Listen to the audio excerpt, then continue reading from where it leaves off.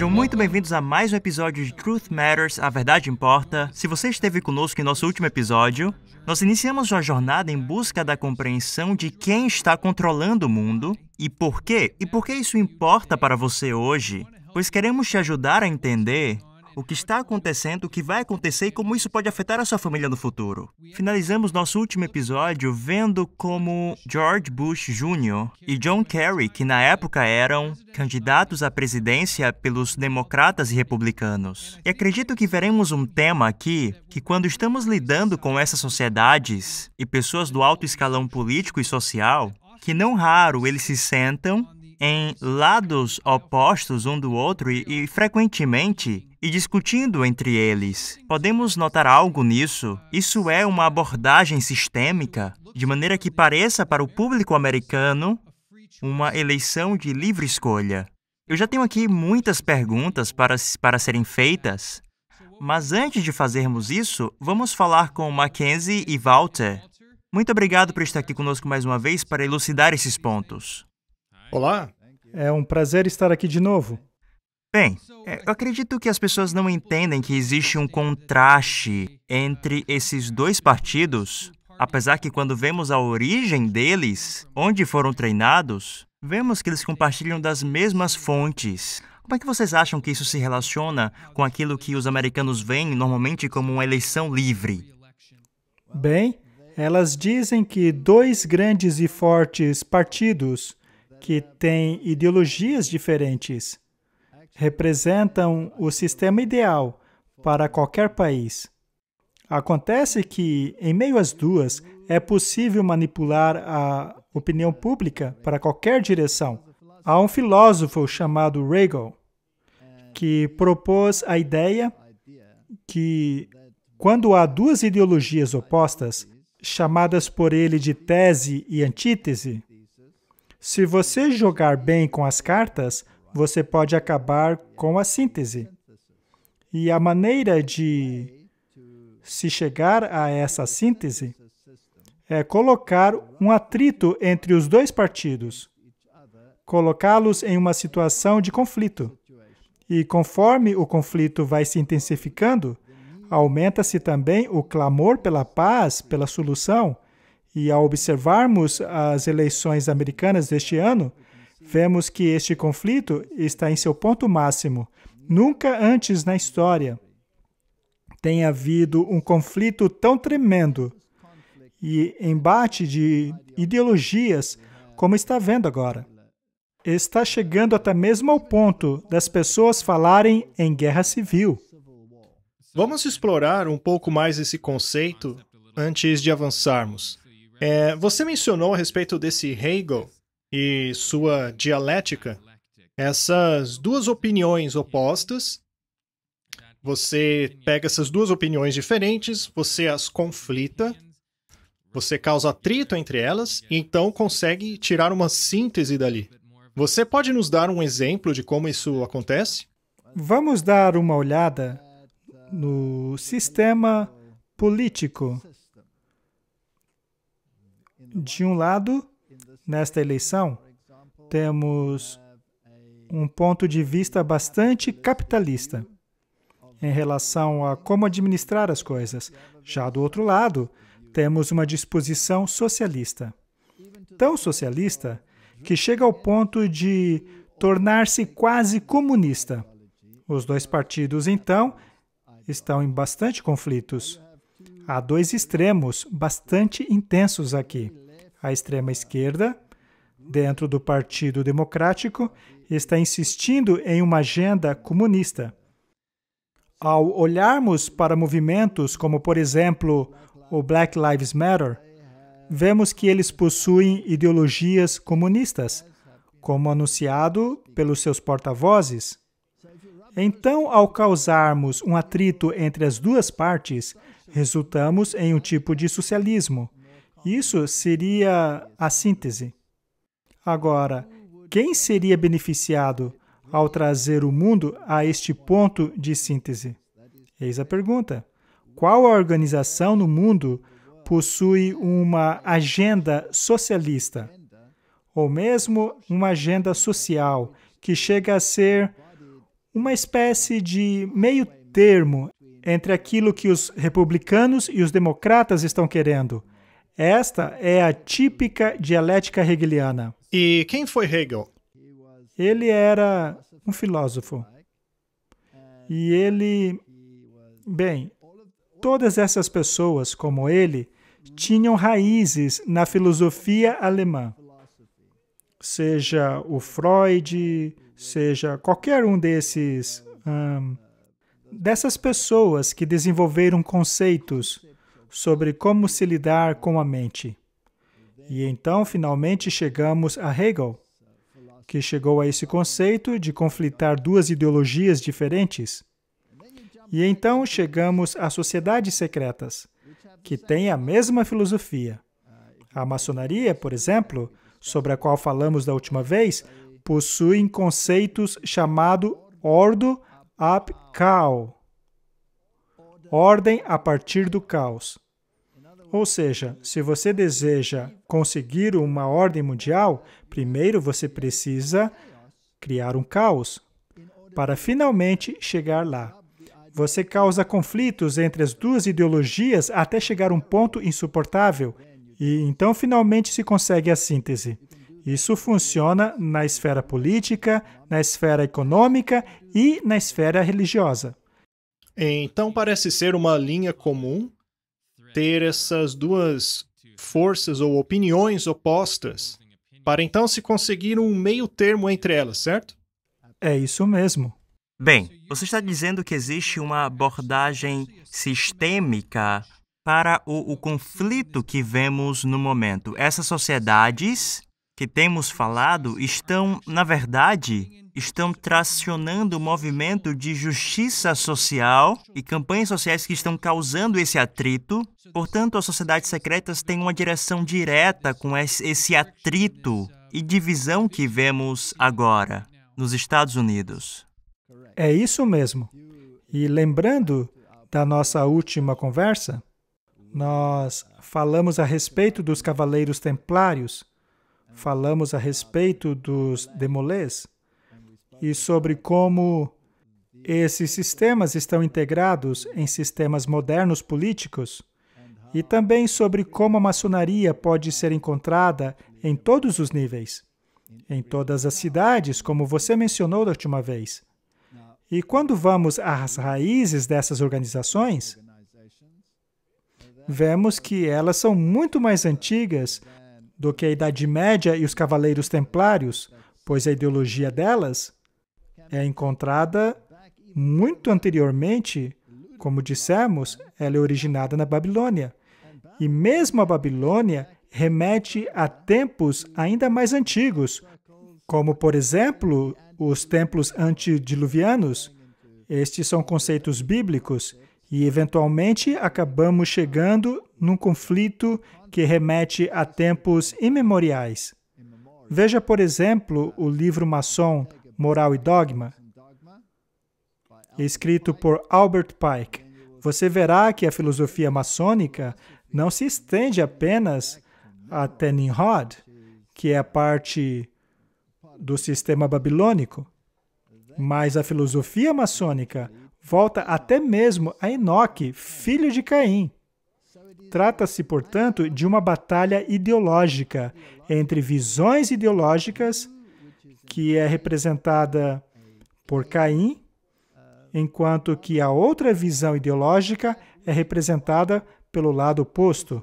Temos, então, dois Enoques, opostos um ao outro. Temos o Enoque, que vem da linhagem de Adão, este caminhava com Deus, e temos o Enoque, que era filho de Caim. E para a maçonaria, como é mostrado no livro Moral e Dogmas, de Albert Pike, eles traçam a sua linhagem até este Enoque, filho de Caim. Só para a nossa audiência saber, esse livro, Moral e Dogma, é como se fosse o manual da maçonaria. Albert Pike foi um grão-mestre na maçonaria, e se você pesquisar online, você pode encontrar cópias digitais desse livro gratuitamente. Você vai ver que esse livro revela muitas coisas. É um livro que eles entregam para os iniciantes, para que se familiarizem com o verdadeiro espírito da maçonaria e a história que o Walter falou um pouco. Tudo bem. Então nós temos essas sociedades cuja história, quando você analisa, a gente acaba na Bíblia.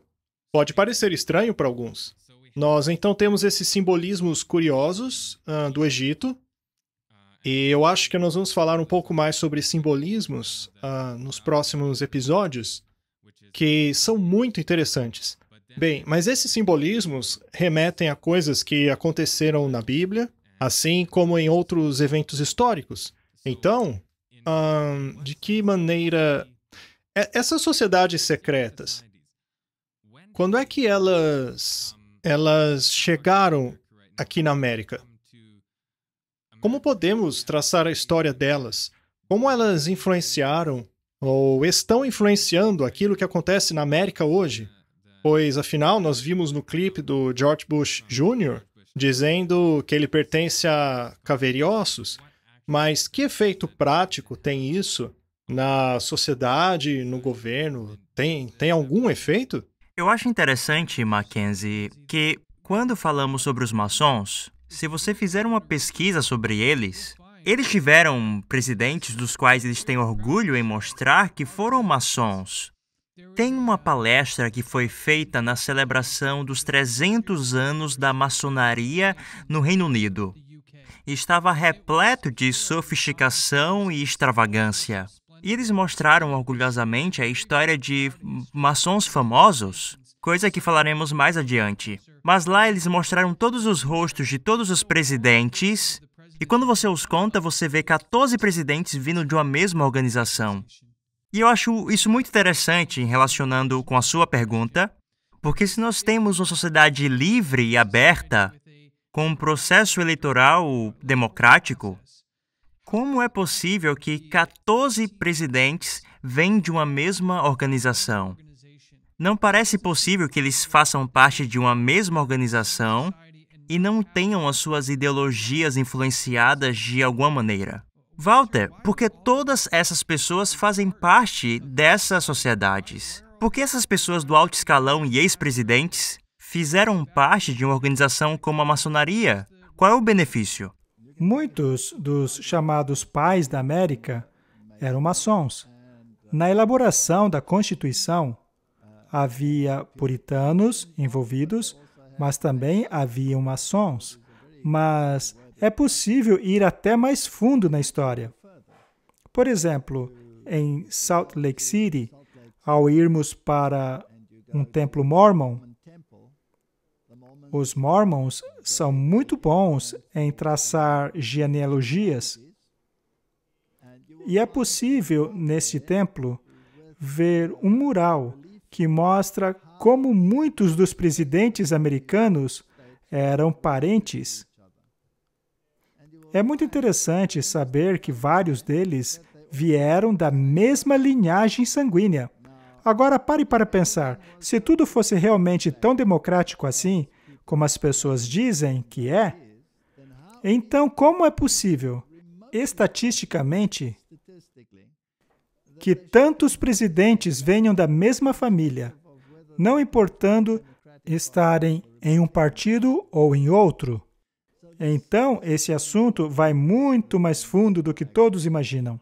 Acho que precisamos parar e perceber que talvez nossa audiência nunca tenha escutado essas informações antes. Você disse que cada presidente dos Estados Unidos, quando olhamos sua árvore genealógica, vem de uma mesma família. É isso mesmo? É como eu disse, se você for lá no Templo Mormon, em Salt Lake City, em um de seus corredores, há uma gravura mostrando o parentesco de todos os presidentes, o que é absolutamente impressionante. E ao fazermos uma pesquisa na internet a respeito destes presidentes, você verá que é isso mesmo. Isso ultrapassa até mesmo as fronteiras raciais. Por exemplo, o Obama era relacionado aos outros presidentes através de sua mãe. Então, é óbvio que há uma linha permeando todos eles. E todos eles parecem pertencer as sociedades secretas. Alguns deles pertencem à maçonaria e a outras suborganizações. Por exemplo, a capítulo 322, que era o capítulo do Caveira e Ossos, que mencionamos no último programa. E ao voltarmos na história, veremos que o capítulo 322 é o capítulo dos Illuminatis. E de onde vêm os Illuminatis? Eles foram fundados por Adam Weishaupt, em Ingolstadt, na Alemanha. E esta organização foi aparentemente destruída. Mas será que foi mesmo? Quem foi Adam Weishaupt? Ele era um jesuíta, o que torna a coisa toda ainda mais interessante. Então, trata-se de uma organização fundada por um jesuíta. Muitos dirão que ele era um ex-jesuíta. Ora, mas que prova as pessoas têm para afirmar que ele era um ex-jesuíta? O fato de ele ter fundado os Illuminatis não prova que ele não era mais um jesuíta. Temos também o discurso feito pelo George Bush pai, no qual ele menciona milhares de pontos de luz e iluminação e coisas como essas, fazendo uma menção clara dessas sociedades. E também afirmou que uma nova ordem precisa ser criada. Então, há esta linha comum.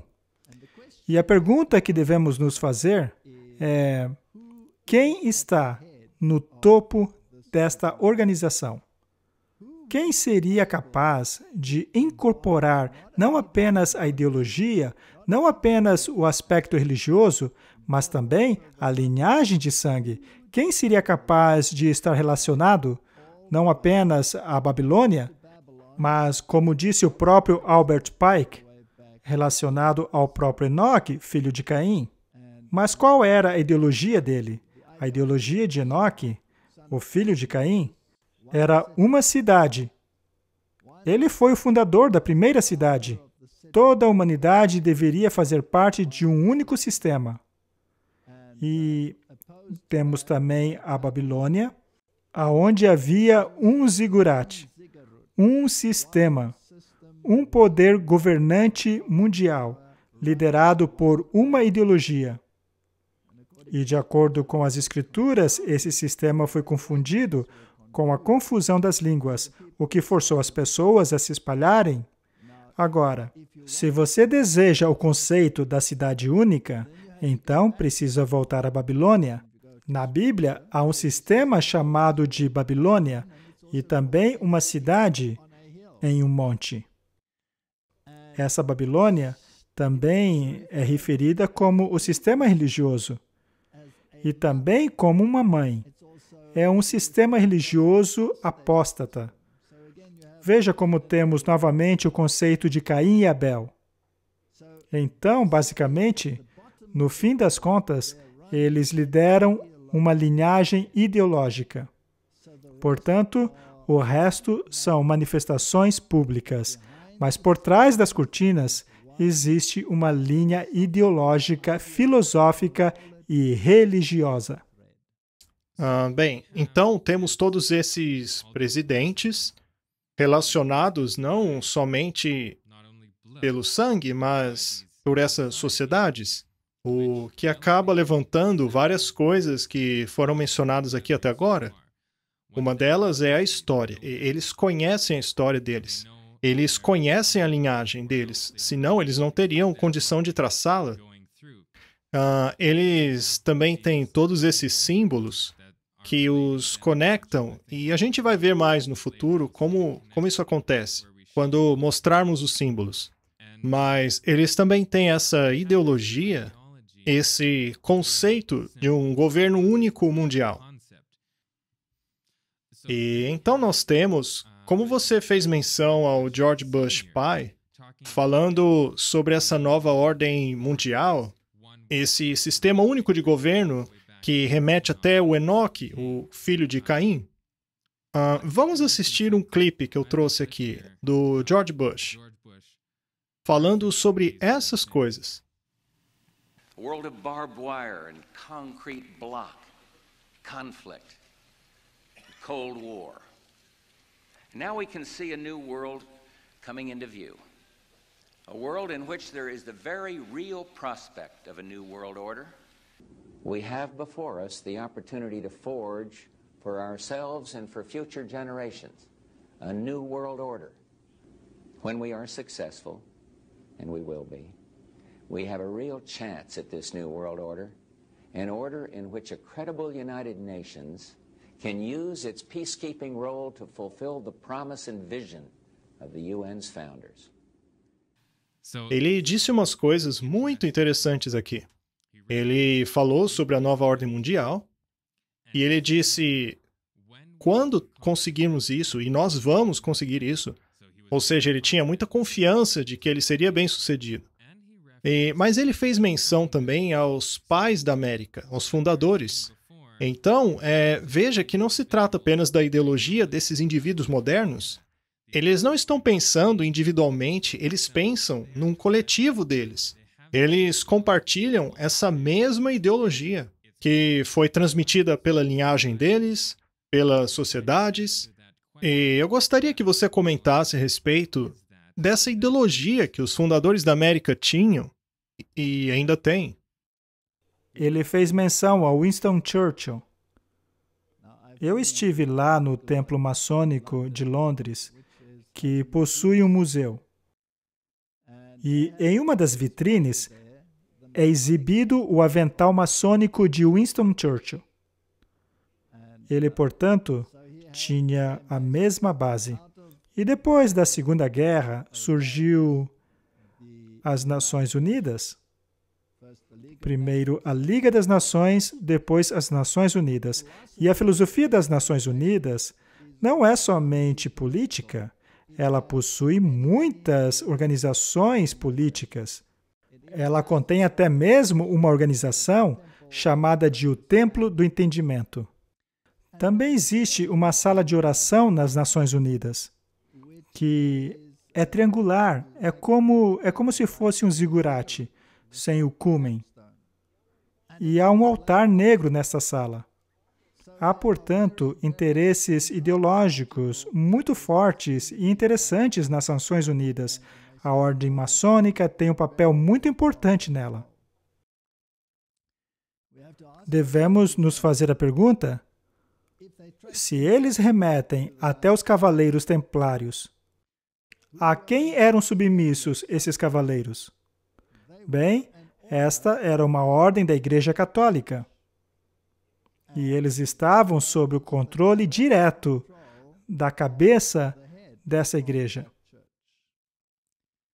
E o objetivo deles era conquistar o reconhecimento mundial e o controle dele também através desse sistema. Tá, então a gente tem essa sociedade secreta que tem algo secreto, sei lá, um conhecimento secreto, e você está dizendo que isto está relacionado ao catolicismo romano? Bem, a própria natureza dos cavaleiros templários revela que eles estavam conectados com a Igreja Católica. E quando os cavaleiros templários foram desmantelados, o mesmo não aconteceu com a ideologia deles. A ideologia foi levada adiante por meio de outros sistemas e organizações, como, por exemplo, a Rosa Cruz. Quando estudamos a ideologia do Rosa Cruz, chegamos no gnosticismo. O gnosticismo é uma forma de religião que endeusa o homem. Ao estudarmos sua história e voltarmos para o conflito entre Caim e Abel, temos o mesmo conflito. E ao retrocedermos ainda mais o tempo, chegamos a uma guerra ideológica religiosa sobre quem está no controle e quem manda em tudo. Haveria então um poder superior que determina a lei e a justiça? Ou será que a humanidade sozinha é responsável pelo seu futuro? E é aí que entra o agnosticismo. Ele deifica o homem. E aí há organizações como o movimento New Age, que também é bastante forte em relação à deificação do homem. Há afirmações dentro do catequismo, do catolicismo romano, que basicamente alegam que Cristo tornou-se homem para que o homem tornasse Deus. Então, este elemento agnóstico encontrado no Rosa Cruz é também encontrado nessas organizações. Tá bom. Vamos entrar em mais detalhes aqui. Você fez menção ao gnosticismo, você também fez menção à Rosa Cruz, que, quando estudamos a sua história, constatamos que ela estava muito relacionada com o início da América. A Ordem da Rosa Cruz começou em uma... Bem, ela começou lá no estado da Pensilvânia em 1786. Então vemos que logo no começo da história da América, os Rosa Cruz já estavam aqui, que por sua vez estão relacionados à maçonaria, uma vez que o Sir Francis Bacon, ele estava muito conectado com as duas sociedades. Nós podemos falar um pouco mais sobre isso em um outro episódio. E aí você mencionou o gnosticismo, não é? E de acordo com Albert Mackey, o G, o símbolo da maçonaria, eu acho que a maioria das pessoas já viu, que tem o compasso e um G ali no meio. Bem, esse G, de acordo com Albert Mackey, representa gnosticismo. É isso que Albert Mackey diz? E ele era um autor maçom. Então, nós temos todos esses conceitos surgindo dessas diferentes sociedades. Se eu estivesse escutando isso e tudo fosse novo para mim, eu percebo aqui uma transição. Nós estávamos falando sobre essas pessoas do alto escalão em posições de poder público, as quais se relacionam com questões de dinheiro, de território e questões governamentais. Mas algo aconteceu em nossa conversa aqui que acredito ser um ponto importante para nossa audiência notar. Nós falamos sobre algumas dessas organizações, a maçonaria, os Cavaleiros de Malta, os Cavaleiros Templários, Rosa Cruz, Aurora Dourada, misticismo egípcio, sociedades teosóficas, gnosticismo. A conversa rapidamente se tornou de natureza espiritual.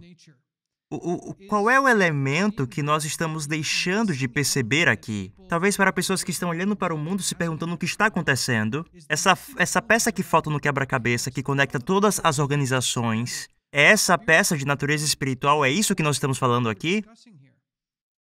Este é exatamente o X da questão. Em nossa última conversa, nós falamos sobre a pedra cúmen da pirâmide. Veja como ela está desconectada da pirâmide. Ela está acima da pirâmide, que, por falar nisso, tem a sua base quadrada. O compasso e o quadrado, como todos sabem, faz parte da simbologia maçônica. Agora, aquela pedra cúmen, aquele olho que tudo vê, representa quem? Bem, ao estudarmos a literatura maçônica, vemos que eles não têm a menor vergonha de declarar que o poder por trás do poder se chama Lúcifer, o iluminado, o portador de luz. Há muitos símbolos, na verdade, que fazem menção a isso. Por exemplo, veja a Estátua da Liberdade. Ela porta luz em sua mão, não é? E essa ideologia do portador de luz, essa iluminação, como se refere à comunidade maçônica em relação a Lúcifer, é a corrente por trás de tudo. E este conflito, sobre o qual falávamos até aqui, possui uma profunda conotação religiosa. Ela irrompe periodicamente e normalmente está associada a um grande conflito. Por exemplo, veja o período da Reforma Protestante. A Reforma foi um movimento a favor da autoridade da Bíblia. E naquele tempo, a família Médici, que era uma família de banqueiros da realeza e também uma família papal, estava governando em Roma. Bem, os Médicis reuniram todos os escritos do gnosticismo e da filosofia grega também, e as incorporaram em sua biblioteca. E a partir dessa filosofia dos Médicis, que também era filosofia papal, acabou resultando no surgimento da Ordem dos Jesuítas. E, na verdade, a Ordem dos Jesuítas foi a incorporação da filosofia dos Médicis, que era gnósticos. E se você seguir toda essa linhagem, e ainda assim pensar que eles têm poder somente sobre coisas religiosas, bem, devemos nos perguntar por que os grandes personagens do sistema político no mundo hoje vêm todos de escolas jesuítas, seja dos presidentes europeus, que foram treinados por jesuítas, ou seja de presidentes e vice-presidentes da atualidade, como também de procuradores gerais ou juízes da Suprema Corte, pelo menos aqueles que estão lá agora, terem tido todos treinamentos jesuítas, ou mesmo pertenceram às sociedades secretas associadas ao catolicismo romano.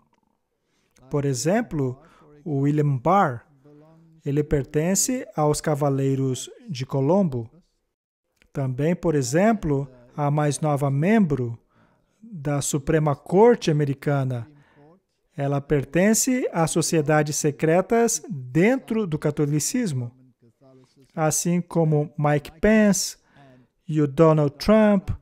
Os dois tiveram treinamento jesuítas. Veja também, por exemplo, os envolvidos na pandemia. O Dr. Fauci, por exemplo, teve educação jesuíta e está muito envolvido com a filosofia deles. Portanto, não resta dúvidas que essas instituições são administradas por uma estrutura de poder oriunda daquela sociedade, com todas as suas raízes agnósticas. Deixa eu ser bem claro aqui, pois parece que você está começando a formar uma hierarquia, Walter. Acho que isso é importante as pessoas entenderem. Você mencionou antes a dinâmica dessas organizações e estruturas, as quais, quando olhamos mais atentamente, percebemos que estão todas conectadas por meio do ensino dessa sabedoria espiritual. Vemos também que existem camadas, e na base temos algumas organizações. Mas vamos entrar agora naquilo que nossa audiência quer saber. E eu acho que é necessário o contexto. Mas podemos ter uma resposta clara. Quem está no topo dessa pirâmide das sociedades secretas? Pois você mencionou essa organização jesuítas algumas vezes. São eles aqueles que sentam no topo dessa pirâmide? Ora, basta se perguntar a quem eles juram lealdade. Afinal, quem está no topo? Quem jura lealdade? Ou quem recebe o voto de lealdade dos outros? A Ordem dos Jesuítas foi criada com um objetivo, e um objetivo apenas, ou seja, restaurar a estrutura do poder papal, que dominou durante a Idade Média. Esse poder foi perdido por causa da Reforma Protestante. Agora, se eles juram lealdade ao poder papal, que alega possuir infabilidade, bem, e ao se analisar a sua filosofia, veremos que ela não é apenas religiosa, mas também é política. E ela tem despendido muitos recursos a fim de propagar essa filosofia política. Ao analisarmos as guerras religiosas pelo mundo, se analisarmos as estruturas que foram estabelecidas a fim de se atingir essa agenda social, como é propagada por Roma, inclusive na última encíclica do Papa. Vemos então que não é apenas uma agenda religiosa, mas constatamos que há também uma agenda política muito clara, que, de acordo com o Papa Francisco, precisa ser administrada pelas Nações Unidas. E o George Bush disse exatamente a mesma coisa em seu discurso sobre a nova ordem mundial, dizendo que as Nações Unidas deveriam ter o poder para tal finalidade. Muito bem, nós temos então essas sociedades secretas e as suas subsidiárias, que sabemos que foram fundadas em algum ponto por alguém. E ao traçarmos o passado delas, vemos que os jesuítas estão bastante envolvidos. Eu acho bom falarmos um pouco sobre eles, porque pode ser que alguém não conheça. Em alguns templos da maçonaria, por exemplo, aqui na América, eles colocam a Bíblia exibida ali na frente. Uma vez que eles exibem a Bíblia, é possível dizer que eles rejeitam a versão do Enoque bíblico e adotam a versão do Enoque de Caim? Nós temos essa pergunta.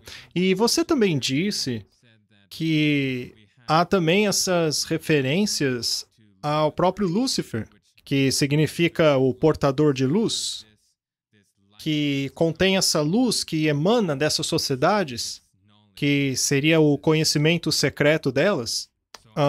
Então, como é que tudo isso está conectado? Ao visitarmos o templo maçônico de 33º grau em Washington, encontraremos no altar não apenas a Bíblia, mas encontraremos o Alcorão, o Santaravita, encontraremos escritos judaicos, assim como muitos outros livros sagrados ali naquele altar. Ou seja, o que estão dizendo é que todos eles fazem parte do mosaico. Agora, você pode até mesmo colocar a Bíblia ali no altar, o que não quer dizer que você é leal àquela escritura. Na Cabala, você não lê apenas o que a palavra diz, mas se lê o suposto código na palavra. Para aqueles que nunca ouviram falar disso, o que seria a Cabala? Muito bem. A Cabala é basicamente agnosticismo. É basicamente a mesma coisa que Rosa Cruz. A Cabala volta-se para a mesma ideia de que o homem pode ser endeusado. A Cabala é uma religião mística que não interpreta as escrituras pelo que elas dizem, mas por meio da numerologia. A numerologia também pode ser remetida lá para a Babilônia. Essas pessoas baseiam-se em datas e também por festas e eventos específicos do calendário. Os números são a norma.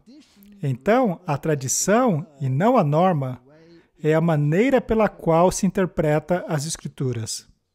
Portanto, simplesmente colocar uma Bíblia no altar não quer dizer que você acredita nas palavras daquela Bíblia, mas significa que você a usa como estrutura para interpretações cabalísticas. Você está dizendo que os maçons e os jesuítas adotam a filosofia da Cabala? Com toda certeza. Tá, então a gente tem esse conceito,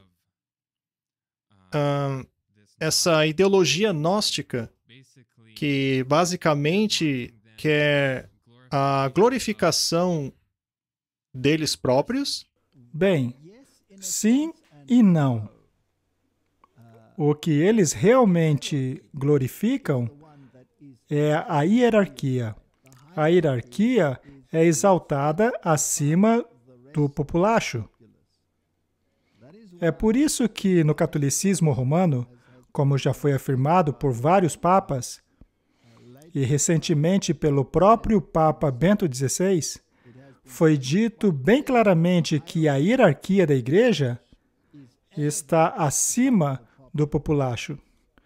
E a divindade é normalmente manifestada nessa hierarquia, a qual é chamada de magistério, composta pelos bispos e o sistema papal no topo de tudo. Acontece que esse sistema teve origem em Babilônia, onde havia o sacerdote e rei babilônico, que exercia o poder absoluto tanto sobre a religião quanto a política. E ele possuía um título, ele tinha poderes específicos, ele era endeusado, e este título era passado ao longo do século. E mais tarde, quando os medo-persas conquistaram a Babilônia, essa linha sacerdotal política religiosa fugiu para Pérgamo. E a partir dali, eventualmente, ele foi passado para os romanos. E o imperador romano adotou o título de Pontífice Maximus, assim como o endeusamento que o título trazia. Mais tarde, este mesmo título foi transferido para o sistema papal. Há muitos escritos na literatura católica que refere-se ao Papa como um outro Deus na Terra.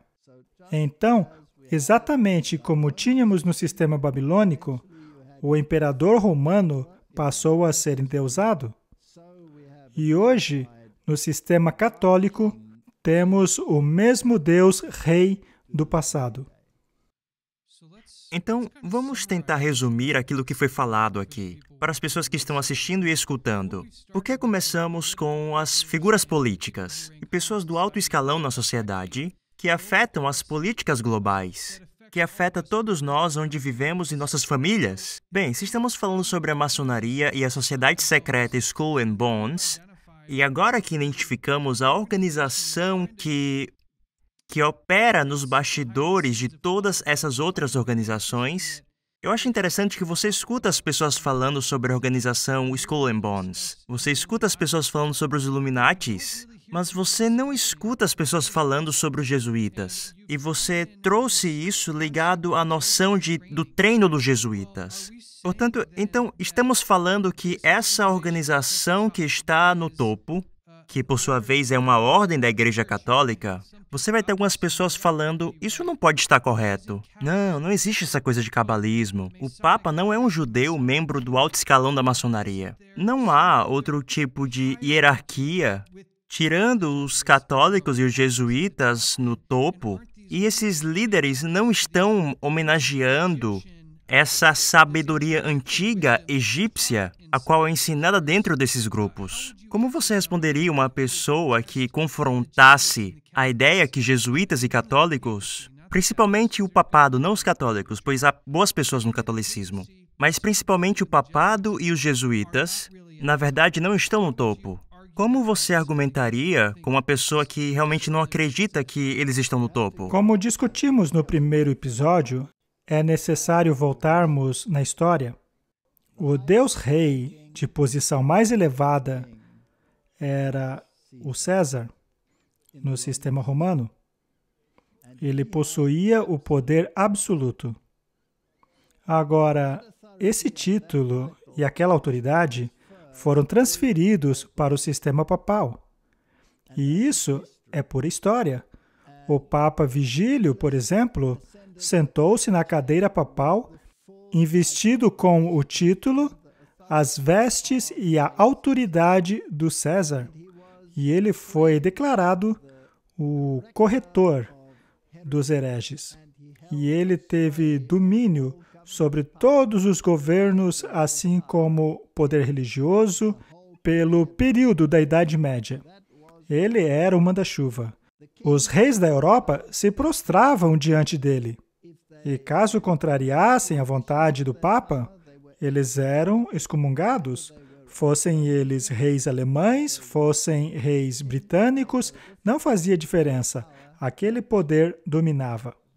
Este poder, porém, perdeu a sua autoridade após a Reforma Protestante, especialmente após a destruição final do sistema político.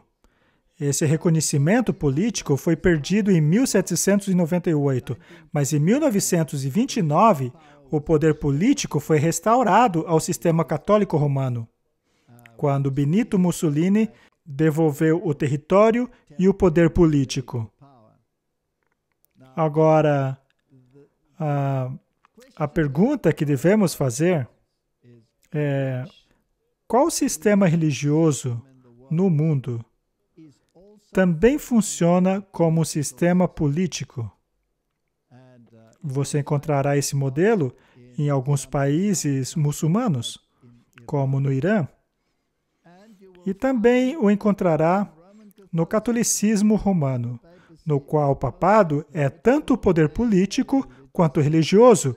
A diferença entre os dois é que em Roma, no sistema romano, o Estado tem um papel muito proeminente, à parte da Igreja, mas o governante geral é a hierarquia da Igreja.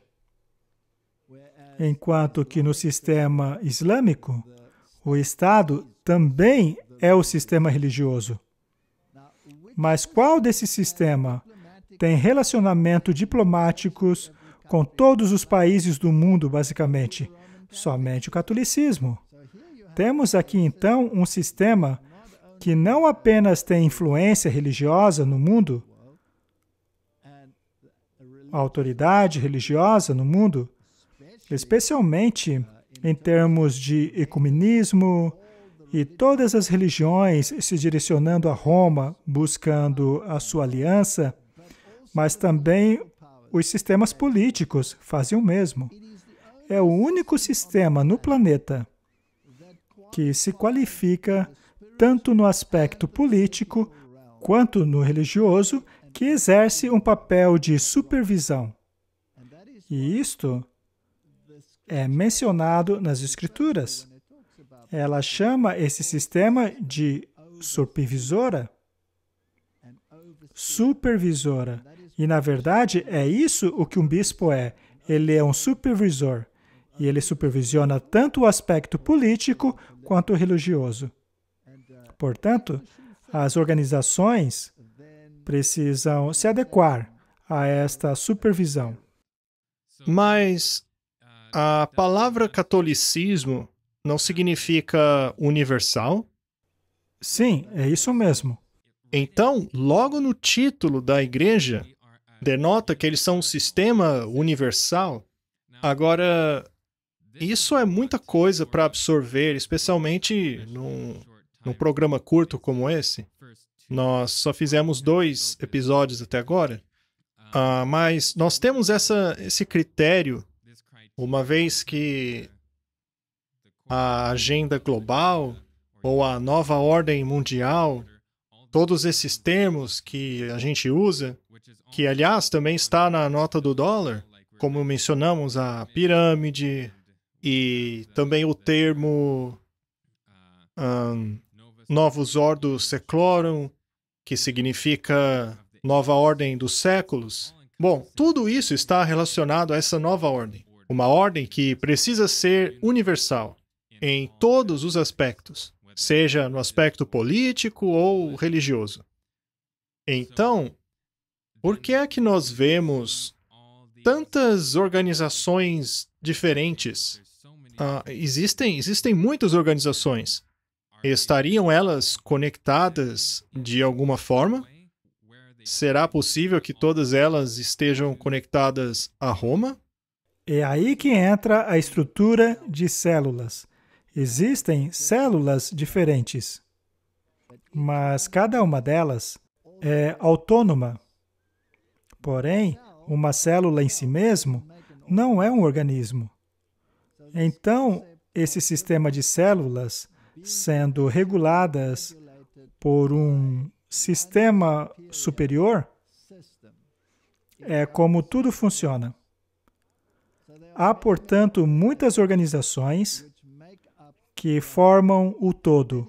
E muitas dessas organizações nem sequer têm ideia de que fazem parte desse sistema todo. Então, sejam os grupos jovens ou essas suborganizações das quais você falou, o sionismo ou qualquer outra sociedade secreta, em algum ponto há uma conexão que apenas aqueles lá no topo sabem que está acontecendo. Então, por exemplo, existe alguém que faz parte dos demolês, que também faz parte da alta estrutura, que também faz parte de uma estrutura ainda maior. E no fim das contas, tudo acaba sendo conectado. Mas nunca chegamos a ver o poder controlador. É como se fosse uma floresta. A floresta é enorme, mas ela consiste de árvores que formam um todo. Eu quero avisar aos nossos seguidores que nós iremos nos aprofundar mais no que essas organizações realmente ensinam. Mas eu gostaria de mencionar algo, Walter, que aconteceu na sua história. Se eu lembro corretamente, você estava tentando encontrar provas que conectavam o alto escalão da maçonaria com a hierarquia dos jesuítas e a ordem papal. Eu acredito que certa vez você foi puxado à parte depois de uma das suas palestras. Você poderia nos falar mais um pouquinho sobre a natureza dessa informação? Nós estamos passando essas informações como se fosse um conhecimento comum. Estamos apenas tentando ser diretos.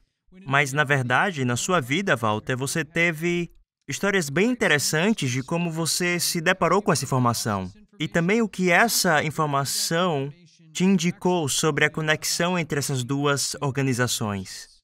Quando passei a estudar esse assunto, eu comecei a ligar os pontos, a seguir as pistas. E a pista estava me levando a uma direção. E eu ainda estava começando a dar as palestras. E eu dizia crer firmemente que havia uma conexão com a hierarquia católica romana. E após uma dessas palestras, aconteceu que alguém me agarrou e me jogou dentro de um armário. E uma pessoa me disse que possuía informação que corroborava com aquilo que eu estava dizendo. Mas eu não poderia saber quem estava me dando esta informação. Pois, obviamente, dentro das sociedades secretas, se você vaza informações, há consequências. E as pessoas querem evitar essas retaliações. E em uma outra ocasião, esse mesmo indivíduo me abordou sem que eu ouvisse se aproximar e chegou por trás e me deu um monte de livros que conectavam o catolicismo romano com as sociedades secretas. Esses livros estavam em alemão e eu os estudei todos. Ainda assim, eles não abriam todo o jogo e, finalmente, eu acabei recebendo uma lista que revelava quantos da hierarquia da igreja possuíam conexões maçônicas, assim como seus números de registros maçônicos. Acontece que me pediram para destruir essa lista. A lista era muito, mas muito longa. A lista ligava a hierarquia católica com a maçonaria. Agora, lembre-se, isso era uma época em que a Igreja Católica oficialmente se distanciava da maçonaria, como se ela devesse ser evitada por ter ligações protestantes. Mas isso é tudo fachada. Eles se escondem atrás de um sistema que é controlado pelo sistema através do sistema. É uma estrutura bastante complexa. O quanto menos gente souber em relação ao que eles são e quem eles são nessas hierarquias, mais fácil de controlar.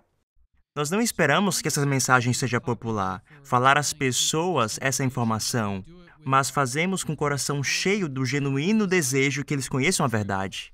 E nós não queremos arrodear muito e perder muito tempo até falar quem está no topo, as ligações com os jesuítas e as ligações com o papado. Mas iremos explorar mais e também compreender os ensinamentos, porque o que queremos fazer é revelar às pessoas como isso está se desenrolando hoje e o que também parece uma iminente agitação da nossa vida normal, maior do que aconteceu até agora em 2020, e como isso se relaciona com essa agenda e para onde isso irá no futuro.